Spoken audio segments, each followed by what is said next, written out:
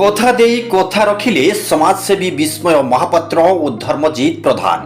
ହଁ ଆଜ୍ଞା, ଗତ ଲଗାଣ ବର୍ଷାରେ ଅସହାୟ ଓ ଆର୍ଥିକ ଅନଗ୍ରସର ବ୍ୟକ୍ତିଙ୍କୁ ଛତା ଓ ଶୁଖିଲା ଖାଦ୍ୟ ପ୍ରଦାନ କରିଥିଲେ। ମାହାଙ୍ଗା ବ୍ଲକ ଉମର ପଞ୍ଚାୟତର ଉମର ଗ୍ରାମର ତିଳୋତ୍ତମା ବାରିକ ବହୁ ଅସୁବିଧାରେ ନିଜର ମାନସିକ ରୋଗରେ ପୀଡ଼ିତ ଥାଇ ଓ ଶାରୀରିକ ଅକ୍ଷମ ଥିବା ନିଜ ମାଆକୁ ନେଇ ବହୁ ଅସୁବିଧାର ସମ୍ମୁଖୀନ ହେଉଥିଲେ ବୋଲି ସମାଜସେବୀ ବିସ୍ମୟଙ୍କୁ ଅନୁରୋଧ କରିଥିଲେ। ଲଗାଣ ବର୍ଷାରେ ଘର ଭିତରେ ପାଣି ଗଳୁଥିବା କଥା ମଧ୍ୟ କହିଥିଲେ। ଏସବୁ ବିଷୟ ଶୁଣିଲା ପରେ ସମର୍ପଣ ଚାରିଟେବୁଲ ଟ୍ରଷ୍ଟ ତରଫରୁ ସଭାପତି ବିସ୍ମୟ ମହାପାତ୍ର ଓ ସମ୍ପାଦକ ଧର୍ମଜିତ ପ୍ରଧାନଙ୍କ ମିଳିତ ସହଯୋଗରେ ଶୁଖିଲା ଖାଦ୍ୟ, ଛତା ଓ ରୋଷେଇ ସାମଗ୍ରୀ ଏବଂ ପଲିଥିନ୍ ପାଲ ପ୍ରଦାନ କରିଥିଲେ। ଆଗାମୀ ଦିନରେ ଏଭଳି ଗରିବ ଅସହାୟଙ୍କୁ ସହାୟତାର ହାତ ବଢ଼ାଇବେ ବୋଲି ସେ କହିଛନ୍ତି।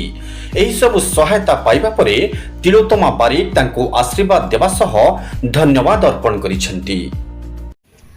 घर उमर आउ तिलोत्तमा बारिक आउ तापरे वर्षा होतला आमे रहि पार नथलु आनिकरी छता देले इलु आउ तोफान छता दे जायथला आग वर्षा रे तापरे नगे आसिकरी खाद्य देइचंदी आउ तापरे पालो देइचंदी आउ तापरे असहाय लोक को सा हुआ।